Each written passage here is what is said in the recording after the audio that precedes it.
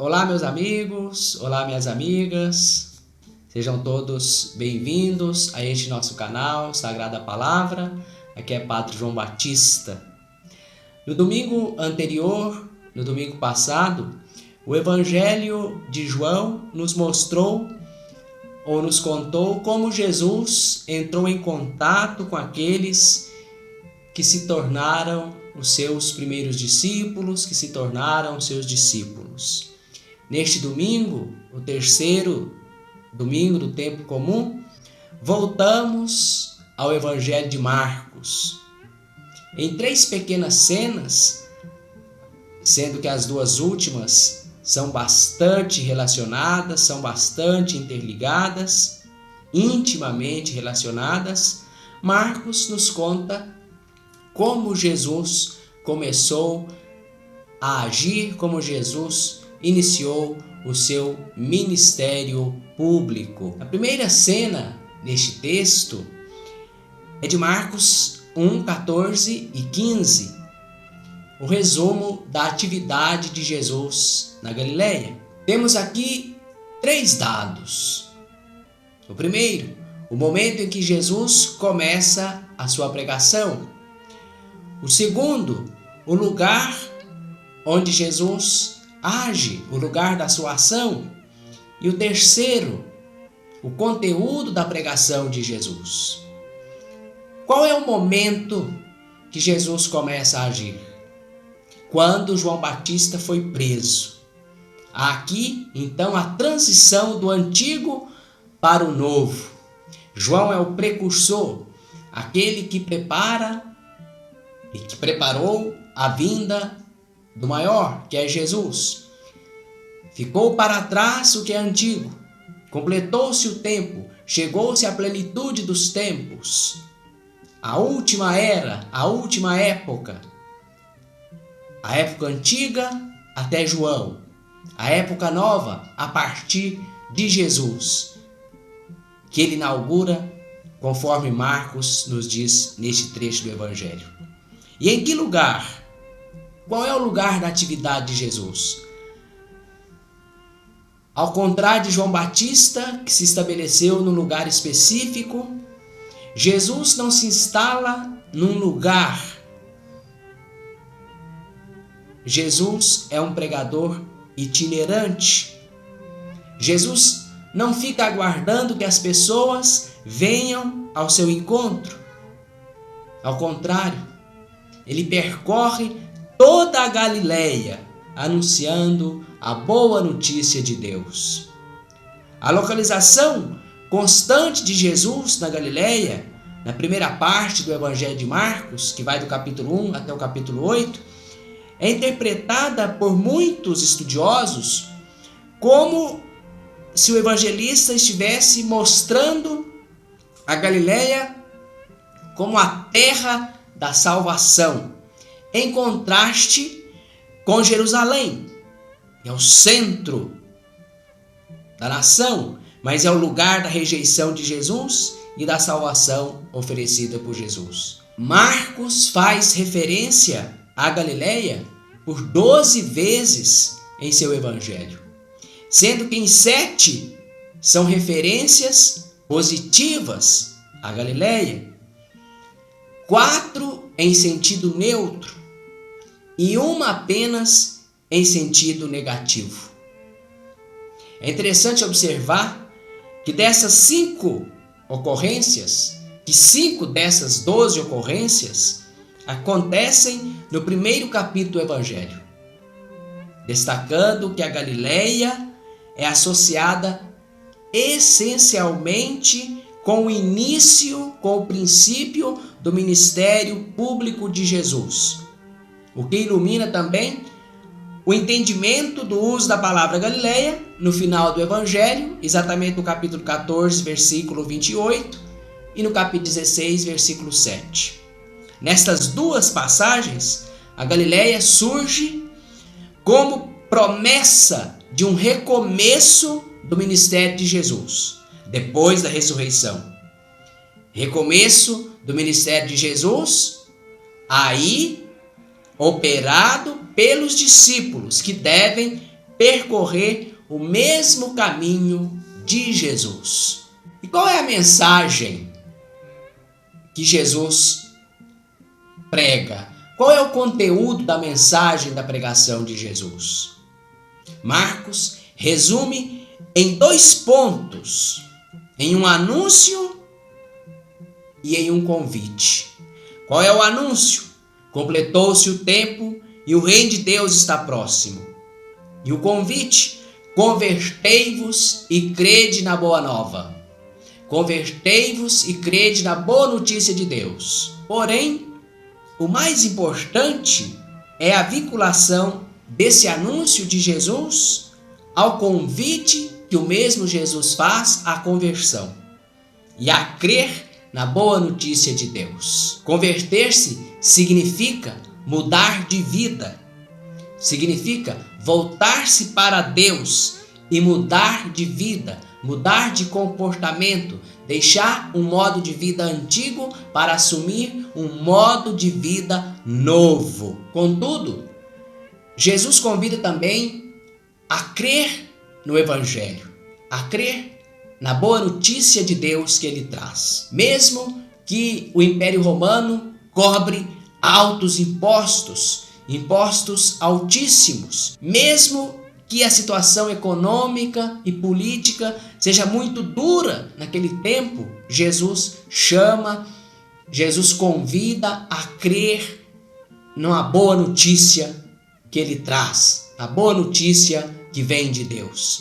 Mesmo que os chamados se sintam marginalizados e desprezados e até sufocados pela liderança religiosa do seu povo, que ao invés de buscar meios de libertação, sufocava mais o povo.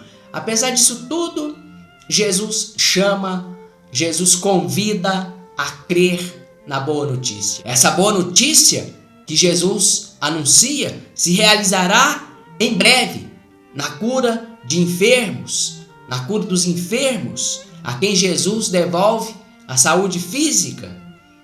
Essa boa nova também se realizará no oferecimento do perdão dos pecados, devolvendo às pessoas paz e alegria interior. Na segunda cena, nós temos a vocação de Pedro e André. Na terceira cena, a vocação de Tiago e João.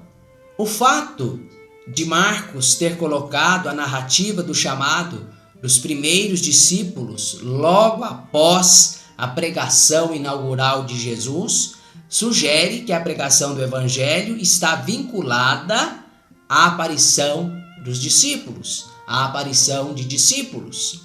Ou seja, a pregação faz surgir discípulos.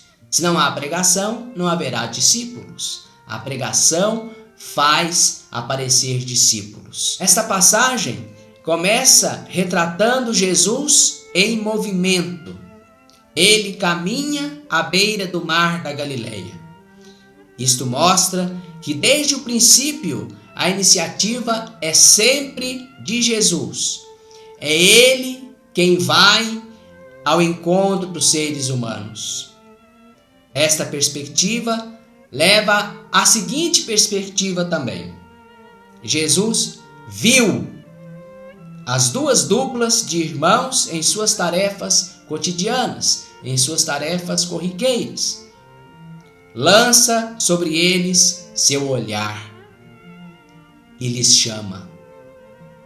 Por isso, o que interessa não é saber se aqueles homens possuíam alguma qualidade especial, se faziam isto ou aquilo, se tinham ou se não tinham muitas posses. O que realmente importa é a percepção de Jesus, a visão profética que Jesus tem do que eles se tornarão sob o impacto da sua presença, da sua pregação. Eu farei de vós pescadores de homens. Jesus lança o seu olhar. Ele viu pessoas comuns em suas tarefas comuns, em suas tarefas cotidianas. Lança o seu olhar Não interessa o que eles são, o que eles têm, o que eles faziam, como viviam antes. Importa, sim, o que eles se tornarão, sob o impacto da presença e da palavra de Jesus. O relato de Marcos é desconcertante. É admirável o poder de atração exercido por Jesus. Todas as dúvidas ou reticências humanas são extintas pelo olhar e pelas poucas palavras de Jesus. Ao ouvir as palavras de chamado e a promessa de se tornarem pescadores de homens, aqueles rapazes, aqueles homens, aqueles jovens deixaram imediatamente seu tipo de vida anterior e seguiram Jesus. Imediatamente seguiram Jesus. Jesus que os chamou sem buscar qualidades especiais.